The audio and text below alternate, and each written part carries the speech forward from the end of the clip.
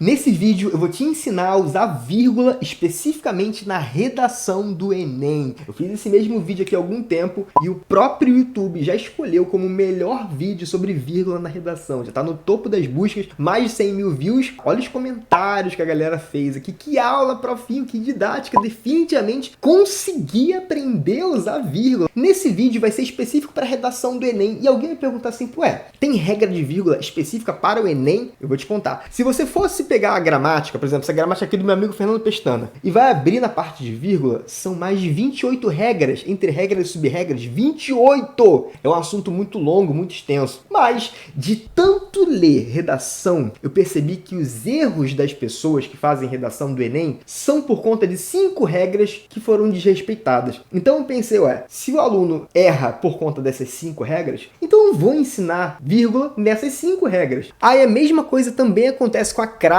São muitas regras, só que na redação são algumasinhas só e é muito fácil. Se tu quiser que eu faça um vídeo só sobre crase para redação do Enem, bota nos comentários agora assim, faz o vídeo, profinho! E é claro que você tem que se inscrever no canal. Como é que você vai ver o vídeo se você não tiver inscrito no canal? Não faz sentido, beleza? Então se inscreve agora. E não é à toa que os nossos alunos conseguem tirar 980, conseguem tirar 1000 na redação do Enem, igual a gente teve agora 2 nota 1000. Você poderia também tirar 1000, porque às vezes a própria vírgula é o que te impede de tirar 1000 na redação do Enem, esquece! Então agora você vai aprender as 5 regras que são as mais importantes para você não errar na redação do Enem. A regra de número 5 é a que mais tira ponto da galera. É um pouquinho mais sofisticada essa regra, por isso que eu deixei para o final, para a gente ir construindo conhecimento ao longo do vídeo. Então vai vendo a regra 1, a regra 2, vai entendendo porque a regra 5 é a que você precisa prestar muito mais atenção. Show? Vamos começar então. Como é que eu uso vírgula na redação do Enem? Preciso saber se você tem 3 conhecimentos básicos de gramática. Não adianta a gente ir direto para a regra se você não tiver esses conhecimentos. Profinho, por exemplo, tu sabe o que é um sujeito? Aí, profinho, nunca entendi esse negócio de sujeito, de verbo, então fica prestando atenção que tu vai entender. Vamos supor que você vai fazer uma frase assim, ó, o Brasil busca o progresso. Nessa frase, eu tenho que encontrar o sujeito dela. Por exemplo, o sujeito dessa frase é o Brasil.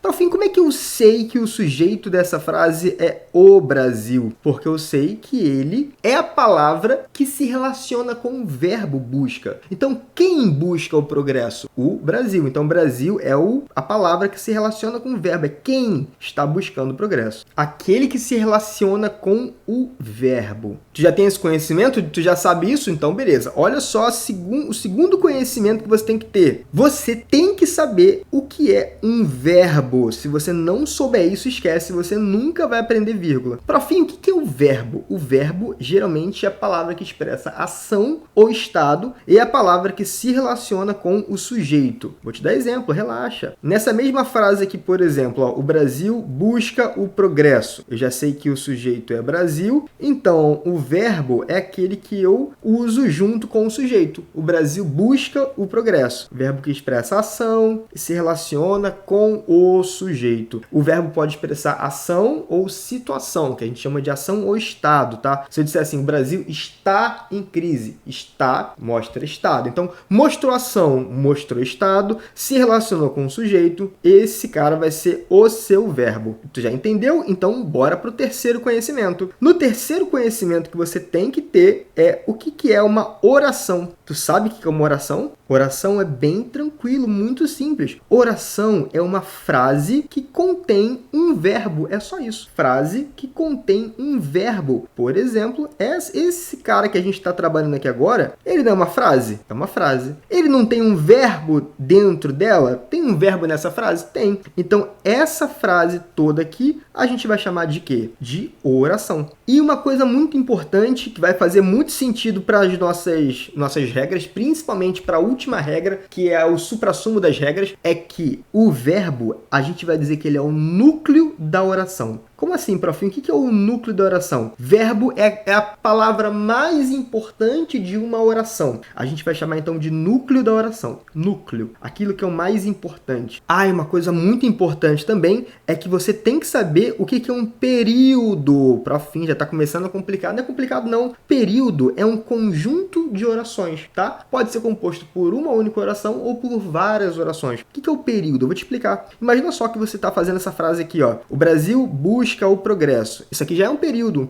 composto por uma única oração. Mas, na nossa redação do Enem, a gente costuma usar várias e várias orações juntas, no mesmo parágrafo, né? Você não tem uma coisa só, uma frase só na tua redação, até porque não pode. Então vai ser assim, ó. O Brasil busca o progresso e continua negligente. Você já consegue analisar essa frase comigo? Já consegue sim. Quantos verbos eu tenho aqui? Eu tenho o verbo buscar e o verbo continuar. Verbo 1 e verbo 2. Tá entendendo até aqui, não tá? Tá sim, tá entendendo sim. E aí, se eu tenho dois verbos e eu falei para você que o verbo é mais importante de uma oração, que a oração tem um verbo como núcleo, então a gente aqui tem duas orações. A primeira oração vai ter esse verbo aqui como núcleo, então aqui eu tenho núcleo 1, e essa aqui vai ser esse cara aqui vai ser o verbo da segunda oração, núcleo 2. E aí agora que vem o pulo do gato. Quer ver o pulo do gato? Aqui é o pulo do gato. Mentira. Aqui a gente tem duas orações. Elas foram unidas por uma palavrinha. Essa palavra que junta as orações, a gente chama de conjunção. Por que o nome é conjunção? Porque essa palavrinha e, ela faz a junção das duas orações. E a conjunção sempre pertence à segunda oração, tá? A conjunção nunca vai pertencer à primeira oração. Ela sempre pertence à segunda. E é aqui que eu corto a oração. Eu sempre corto a oração antes da conjunção, que no Enem a gente chama de conectivo. Tu entendeu aqui? Ok. Esse período, a gente vai dizer que é um período com quantas orações? Com duas orações. Essa aqui vai ser a oração 1 e essa aqui vai ser a oração 2. Ok? Período, um conjunto de orações. Aliás, essa frase aqui, ela também é um período. Um período composto por uma oração. Alguém vai perguntar, isso aqui é um período ou é uma oração? Os dois. É uma oração, porque é uma frase que tem um verbo, e é um período de uma única oração. A gente chama de período simples, tá? Muito bom. Então, já que você entendeu essas regras iniciais, vamos agora para as regras de fato de vírgula, que são 5, tá? A primeira regra de vírgula é a seguinte: não separa o sujeito do verbo. Definitivamente você vai aprender isso aqui agora. E no final do vídeo eu vou deixar um card com um outro vídeo só com exercícios dessas regras, entendeu? Então assiste o vídeo todo, no finalzinho vai aparecer a sugestão. Clica ali, toca ali e você vai ver o exercício, vai ter lista de exercícios também na descrição do vídeo lá. Não separa o sujeito do verbo. Vamos entender isso de uma vez por todas. Imagina só a frase: o Brasil busca o progresso. Muito boa essa frase, profinho. Nessa nossa aula eu só vou usar frases assim de redação, tá? Eu não vou usar frases vovó viu a uva, vovô comeu o bolo, não. Vou usar frases de redação real mesmo. Imagina só que você tem aqui, ó, essa vírgula aqui. E aí, qual que é a regra primeira que a gente vai trabalhar agora? Se eu tenho o sujeito Brasil e eu tenho o verbo buscar, qual que é a regra? A regra é clara. O Brasil, vírgula, busca o sujeito, não pode. Por quê? Porque essa vírgula aqui, ela está separando o sujeito do verbo. E qual que é a regra? Não separa o sujeito do verbo, ok? Então, a gente vai dizer que essa vírgula está errada.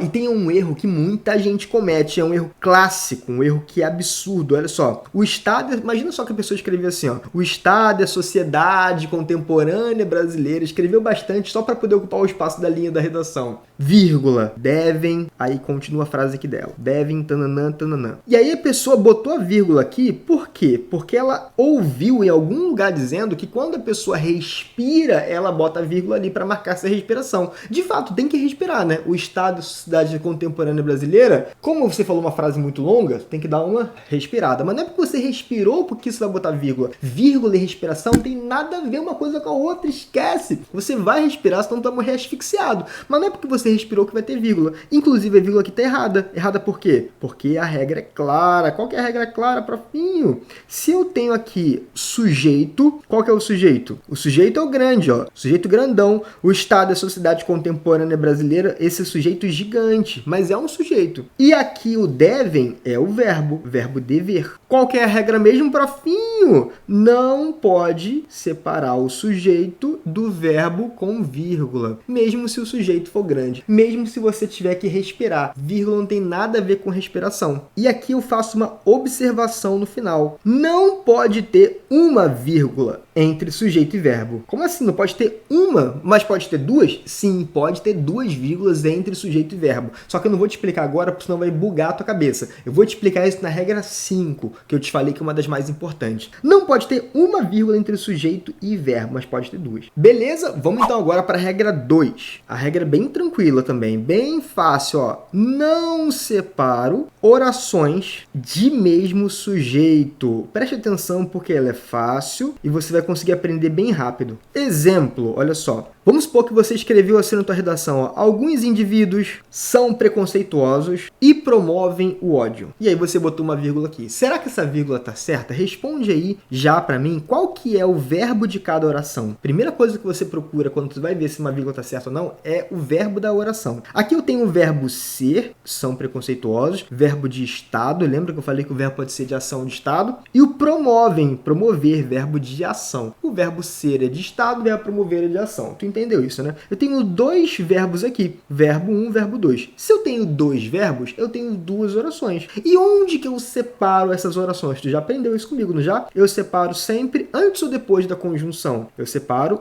antes da conjunção. E a conjunção faz parte de quem? Da oração de número 2, da oração 2, do promovem. Tu entendeu isso? E agora eu vou ver quem é o sujeito de cada uma das orações. Se eu sei que aqui eu tenho são preconceituosos, eu pergunto, quem que são preconceituosos? Quem que é o meu sujeito, profinho? Sujeito do primeiro verbo é alguns indivíduos. Então vamos deixar bem sistematizado. Alguns indivíduos é o sujeito, são é o verbo 1, promovem é o verbo 2, da oração 1 e da oração 2, respectivamente. Beleza? Aí eu pergunto, quem que é o sujeito do verbo 1? O sujeito do verbo 1, alguns indivíduos. Beleza? Aí eu também agora te pergunto, quem que é o sujeito do promovem? Quem promovem o ódio, profinho? Também alguns indivíduos. A gente vai dizer que o sujeito é o mesmo para o verbo 1 e o mesmo para o verbo 2. Então, são duas orações com o quê? Com o mesmo sujeito. Então, essa vírgula aqui, ela está certa ou ela está errada, Arnaldo? A regra é clara. A regra é o quê? Essa vírgula está errada. Beleza? Vamos para a regra 3, então. Tá gostando do vídeo? Tá aqui já há mó tempão. Deixa eu me apresentar, caso tu não me conheça ainda. Meu nome é Profinho. Eu tirei 1000 na redação do Enem. Tive 5 alunos que também tiraram 1000. E todos os anos eu ajudo milhares de alunos a alcançar os seus objetivos na redação do Enem, passar na faculdade logo. Tu quer isso? Então se inscreve no canal e ativa o sininho, porque que tem muito conteúdo que vai te ajudar, que vai ser muito útil para você. Então você vai ganhar muito conteúdo se você for inscrito e ativar o sininho, que você vai ser notificado pelo próprio YouTube, beleza? Essa regra 3, olha aí, ó. Separo orações adversativas. Eu vou te explicar rapidinho, é muito fácil, tá? Vamos dar um exemplo aqui. Vamos supor que você esteja fazendo uma redação sobre superexposição nas redes sociais. E você escreve assim: os jovens querem privacidade e contam tudo na internet. Uma frase muito crazy para tu entender. Tu já sabe classificar a oração comigo, não sabe? Ó, eu tenho primeiro verbo, verbo querer, segundo verbo, verbo contar. 2 verbos, 2 orações, lembra? Se eu tenho 3 verbos, tenho 3 orações. Tenho um verbo, tem uma oração. E onde que eu separo essa oração? Eu separo sempre antes da conjunção, e a conjunção faz parte da segunda oração. Tu já entendeu isso comigo? Essa segunda oração, percebe comigo que ela é meio contraditória com a oração 1. Tu entendeu isso? Pra fim, não entendi. Vou te explicar então, olha só. Eu tenho a oração 1, que é os jovens querendo a privacidade. E, óbvio, se alguém quer a privacidade, o que a pessoa faz? Ela fica na encolha, ela não conta os sonhos dela, ela não diz onde ela tá. Só que a pessoa, ao mesmo tempo que quer privacidade, ela conta tudo na internet, ela posta foto, ela diz onde ela tá, ela marca a localização dela e etc.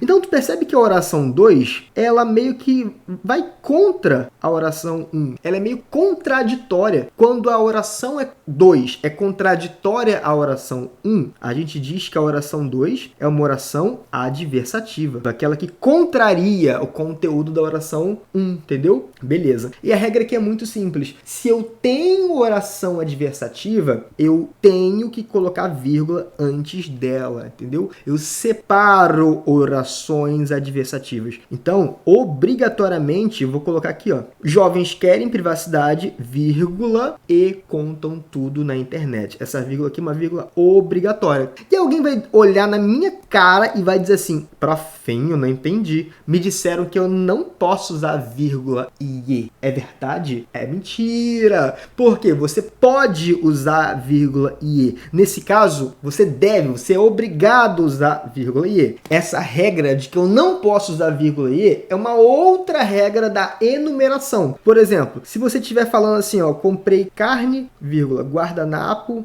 e comprei carne, guardanapo e mouse.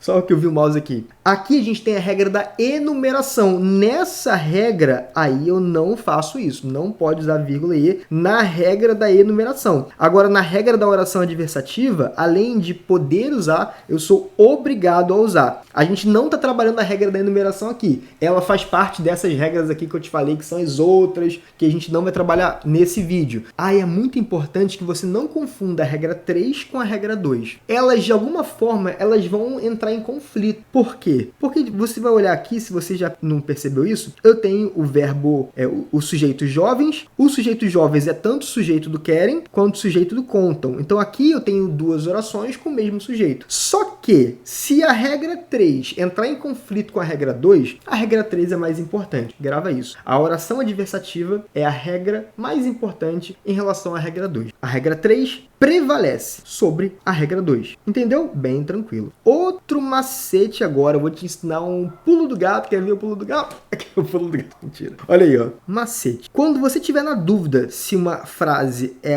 adversativa ou não, troca o e pelo mais, pelo porém, pelo contudo. Se der certo, se você sentir que ela fez sentido, aí essa frase é uma frase adversativa. Ó, troca pelo mais, troca pelo porém, pelo contudo, pelo todavia e entretanto. Antes dessas palavrinhas, obrigatoriamente vai ter que ter uma vírgula aqui, tá? Vírgula mais, vírgula porém, vírgula contudo. Nem sempre antes do e vai ter vírgula, só nesse caso dessa regra 3. Agora, no caso do mais, porém, contudo, todavia, entretanto, vai ter vírgula sempre. E aí, por exemplo, tá em dúvida aqui? Profinho, tô na dúvida. Pega o e, troca o e pelo mais e vê se faz sentido. E como é que vai ficar? Os jovens querem privacidade, vírgula, mas contam tudo na internet. Fez sentido, não fez? Se fez sentido, essa é uma oração adversativa. Antes do mais, do porém, do contudo, do todavia, entretanto, sempre vai ter vírgula, porque essas são as chamadas conjunções adversativas. Ou seja, elas são palavras que nasceram para marcar a adversidade. Então, se elas são conjunções que nasceram para ser adversativas, e a regra da adversativa é sempre tem vírgula antes da oração,